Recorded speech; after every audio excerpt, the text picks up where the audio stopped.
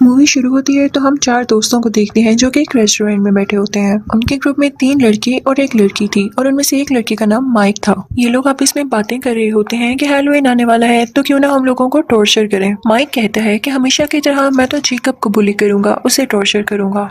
In fact Jacob एक innocent सा लड़का था जिसे हर साल माइक तंग किया करता था। ये प्लान सुनकर उनकी फीमेल फ्रेंड उन्हें मना करती है कि तुम लोगों को ऐसे किसी को तंग नहीं करना चाहिए और जेकब का क्या कसूर है जिसे तुम लोग हर साल सताते हो। तो माइक कहता है कि तुम्हारे सवाल में ही तुम्हारा जवाब है कि हम उसे हर साल सताते हैं और ये अब हमारी आदत बन चुकी है। तुम क्या जानो कि उसे सताने में कितना मजा आता है। वो लड़की उस ग्रुप में मौजूद अपने बेस्ट फ्रेंड को भी मना करती है कि ऐसा नहीं करना तुम, लेकिन जब माइक उसकी बात नहीं मानता तो वो वहाँ से उठकर चली जाती है। फिर हम देखते हैं कि माइक और उसका दोस्त खाना खा चुके होते हैं और अब वो जाते हैं मैनेजर के पास बिल पे करने के लिए। तो मैनेजर उनसे पूछने लगता है कि हैलोवीन आ रही है, तुम लोगों के क्या प्लान्स हैं। तो माइक उससे कहता है कि हम एक लड़के को बहुत बुरी तरह टॉर्चर करने वाले हैं जिससे हमें बहुत मजा आने वाला है। तो मैनेजर भी अपना इंटरेस्ट शो करता है और कहता है कि मैं भी जाना चाहता हूँ, मैं भी देखना चाहता हूँ कि तुम लोग कैसे उसे टॉर्चर करोगे। माइक कहता है कि नहीं, ये मेरी और मेरे दोस्तों का प्लान है। तो वो मैनेजर उसे काफी रिक्वेस्ट करता है और आखिरकार माइक मान जाता है उसे अपने साथ ले जाने के लिए जेकब को टॉर्चर करने। अब हम जान लेते हैं कि जेकब था कौन। वो एक मेंटली लड़का था जिसका दिमाग ठीक से काम नहीं करता था और ना वो ज्यादा कुछ सोच पाता था। उसे कैंडीज खाना बहुत पसंद था और सबसे बढ़ के कॉर्न कैंडी, जिसे वो एक पम्पकिन बास्केट में लिए फिरता था। वो एक फेस्टिवल की तरफ जाता है। बेसिकली वो यहाँ पर एक वर्कर के तौर पर आया था। तो फेस्टिवल का ऑनर उससे कहता है कि तुम अपने पूरी लगन से काम करना, पूरे ध्यान से काम करना और याद रहे कोई भी ऐसी हरकत ना करना जिससे तुम्हारी या मेरी बेइज्जती हो, इंसल्ट हो। तो वो ऑनर उससे कहता है कि शो शुरू होने ही वाला है, तुम अपनी तैयारी कर लो। लेकिन जेकब जैसे ही बाहर आता है उसके सामने माइक और उसके वही लोग खड़े होते हैं जो कि इसे तंग करने लगते हैं। लेकिन जेकब ये सब बर्दाश्त करके तंग आ चुका था। वो खुद के डिफेंस में माइक को धक्का दे देता है ताकि वो उसे कुछ ना कहे। लेकिन माइक को और ज्यादा गुस्सा आ जाता है और वो उसे बहुत मारने लगता है। उसके साथी भी उसे मार रहे थे जिसकी वजह से जेकब वहीं पर मर जाता है। ये सब कुछ होता हुआ माइक की फीमेल फ्रेंड भी देख लेती है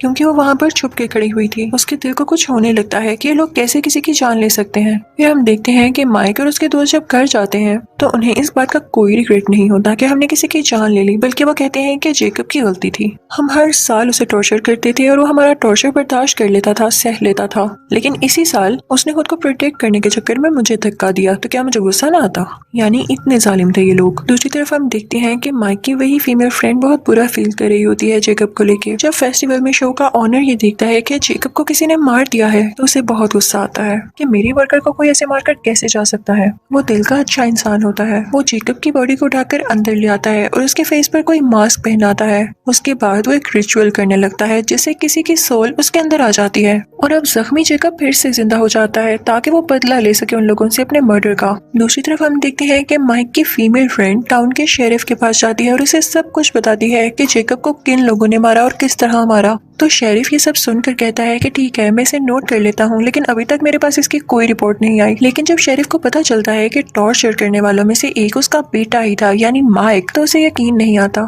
कि मैं टाउन का शेरिफ हूँ और मेरा बेटा ऐसे कर सकता है।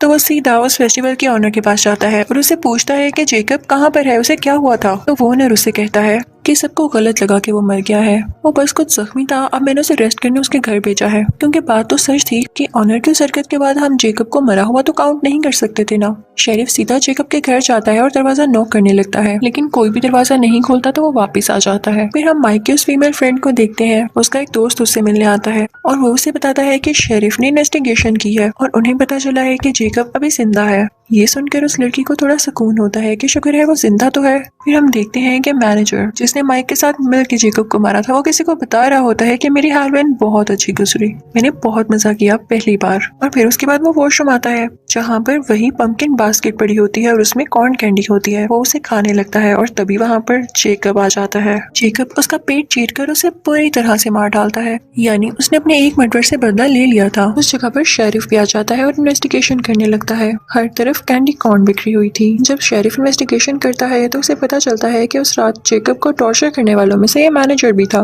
तो उसे पता नहीं क्यों ये शक होता है कि इसके पीछे जेकब का हाथ है, जेकब ने ही इसे मारा है। वहाँ पर माइक की वो फीमेल फ्रेंड भी होती है जो कि अपने बेस्ट फ्रेंड के साथ आई होती है। तो शेरिफ उनको भी सब कुछ बताता है जो कि जाकर वो माइक और उसके दोस्त को बताते हैं। माइक कहता है कि ये तो पॉसिबल ही नहीं है कि जेकब किसी का मर्डर कर सके, उसमें इतनी हिम्मत कहाँ से आई। उसमें अगर इतनी हिम्मत होती तो वो खुद को बचा ना लेता। और जहाँ तक बात रही मैनेजर के मर्डर की, तो हो सकता है उसकी कि किसी दुश्मन ने उसका मर्डर किया हो, जरूरी तो नहीं है कि जेकब ही हो।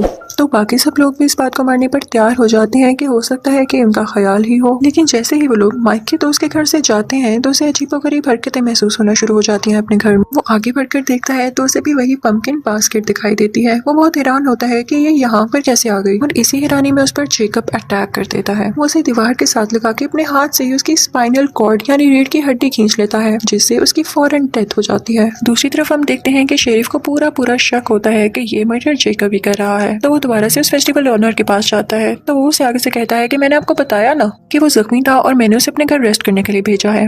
अभी वो लोग बात कर ही रहे होते हैं तो एक और पुलिस ऑफिसर वहाँ पर आकर शेरिफ को बताता है कि माइक के एक और दोस्त का मर्डर हो गया है। शेरिफ वहाँ पर जाकर देखता है तो उसे वहाँ पर भी कॉर्न कैंडी मिलती है। अब शेरिफ का शक सच्चा साबित हो चुका था। वो जेकब के घर जाता है लेकिन उसे वहाँ पर जेकब नहीं मिलता। जब वो उसके बेड के नीचे देखता है तो एक अजीब सी डेड बॉडी होती है जो कि बहुत पुरानी थी और वो जेकब की मदर की थी। लेकिन इस बॉडी का बाकी होने वाले मर्डर से कोई लेना देना नहीं था। शेरिफ अब खुद जेकब की तलाश में निकल पड़ता है और अपने बेटे माइक से कहता है कि तुम घर में रहोगे, बाहर मत निकलना, खतरा है तुम्हारी जान को। शेरिफ इस वजह से शहर भर में होने वाले कार्निवल, फेस्टिवल्स और इवेंट्स को रोक देता है और कहता है कि सब अपने घरों में रहें। ये सुनकर सब लोग बहुत गुस्सा होते हैं। उस फेस्टिवल के ओनर का जो स्टाफ था वो भी उस पर गुस्सा होता है कि कुछ न कुछ तो है जो आप हमसे छुपा रहे हैं और ये शायद आप ही की वजह से हो रहा है। अब हम कमाएंगे किस तरह? तभी उनमें से एक आदमी जिसका नाम बिशप होता है वो उस फेस्टिवल के ओनर से मिलता है और कहता है कि क्या जो तुम कर रहे हो वो ठीक है, तुम जो भी कहोगे मैं उस पर बिलीव कर लूंगा। तो वो ओनर कहता है कि जी बिल्कुल ठीक कर रहा हूँ मैं। हम जैसे लोग, हम जैसे छोटे लोग हमेशा टॉर्चर होते आए हैं और माइक जैसे बड़े लोग हमें टॉर्चर करते आए हैं। ये उनकी आदत बन चुकी है दूसरों को सताना और उनका दिल दुखाना। असल में माइक और उसके साथियों ने ही जेकब को मारा है।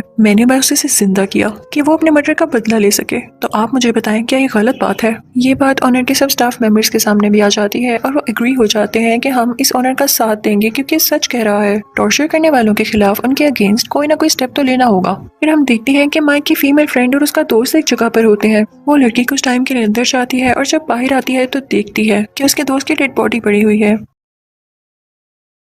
उसे समझ नहीं आता कि क्या हो गया और इसी दौरान जेकब उसके पीछे आता है और उसकी जुबान बाहर खींच देता है, जिसकी वजह से वो भी मर जाती है उसी टाइम। शेरिफ भी उसी जगह पर आता है जहाँ पर वो फीमेल फ्रेंड और उसका दोस्त था, ये चेक करने के लिए कि क्या वो लोग ठीक है। और जब वो अंदर जाता है तो देखता है कि उन दोनों की डेड बॉडीज पड़ी हुई हैं वहाँ पर। वो सारी बात समझ जाता है और फिर अपने बेटे माइक को कॉल करता है और कहता है कि देखो तुम्हारे दोस्त तो मारे जा चुके हैं, तुम मेरी बात मानो तो अपने घर के अंदर ही रहना, बाहर मत निकलना क्योंकि जेकब अब तुम्हें मारने वाला है। लेकिन माइक को गुस्सा आ जाता है और वो अपने घर से निकलता है उस कार्निवल यानी फेस्टिवल वाली जगह पर ताकि वो वहाँ के ओनर से पूछ सके कि आखिर मसला क्या है। लेकिन तभी उस ओनर का एक आदमी उसे मारकर बेहोश कर देता है। शेरिफ जब घर पहुंचता है और अपने बेटे को ढूंढता है तो वो उसे वहाँ पर नहीं मिलता। वो देखता है कि फेस्टिवल का ऑनर है वहाँ पर। वो उस पर गन पॉइंट कर लेता है और पूछता है कि मेरा बेटा कहाँ पर है। लेकिन तभी उसके पीछे से बिशप आता है और उस पर अटैक करके उसे बेहोश कर देता है। फिर वो ऑनर आगे बढ़ के एक चाकू से उसका गला उसके जिस्म से अलहदा कर देता है, जिससे वो मारा जाता है। अब हम माइक को देखते हैं जिसकी आंख खुलती है तो वो देखता है कि वो एक चेयर से बंधा हुआ है, उसके आसपास कोई भी नहीं है और वो हेल्पलेस है। तभी दूर से वो शेरिफ की गाड़ी को आते हुए देखता है यानी उसके फादर की गाड़ी को। तो वो खुश हो जाता है कि मेरे फादर आ गए मुझे बचाने के लिए। लेकिन ये उसकी गलत फहमी थी क्योंकि गाड़ी में तो उसका फादर था ही नहीं बल्कि उसका सर गाड़ी के ऊपर था, कटा हुआ सर, जिसे देख के माइक रोने लगता है क्योंकि वो जानता था कि वो भी मारा जाएगा, उसके फादर जो नहीं रहे, कोई भी नहीं रहा। तभी आता है जेकब उसके सामने जो कि अब उसे बहुत बुरी तरह टॉर्चर करके मारने वाला था। वो उसके दोनों बाजू उसके जिस्म से लहता कर देता है और फिर एक एक करके उसके सारे दांत निकाल देता है और इसी तरह उसे टॉर्चर कर करके उसे मार डालता है। फिर सीन चेंज होता है और हम उस फेस्टिवल के ओनर को देखते हैं जो कि किसी दूसरे शहर में अपना शो कर रहा होता है। वो वहाँ पर एक लड़की को एक नेकलेस देता है जो कि माइक के दांतों से बना हुआ था और उसे बता रहा होता है जेकब के बारे में। तो वो लड़की कहती है कि मुझे इस बात पर यकीन नहीं है कि वो कैसे जिंदा हो गया और कैसे लोगों को मारता है। तो वो ऑनर उससे कहता है कि कुछ लोग मासूम लोगों की बिला वजह जान ले लेते हैं, उनको सबक सिखाने के लिए जेकब को जिंदा किया गया है। फिर मूवी के लास्ट सीन में हम देखते हैं कि जेकब अपने घर में वही मास्क पहने बैठा होता है और वो अपनी फेवरेट कॉर्न कैंडी खा रहा होता है और इसी के साथ ही मूवी एंड हो जाती है। Thank you for watching.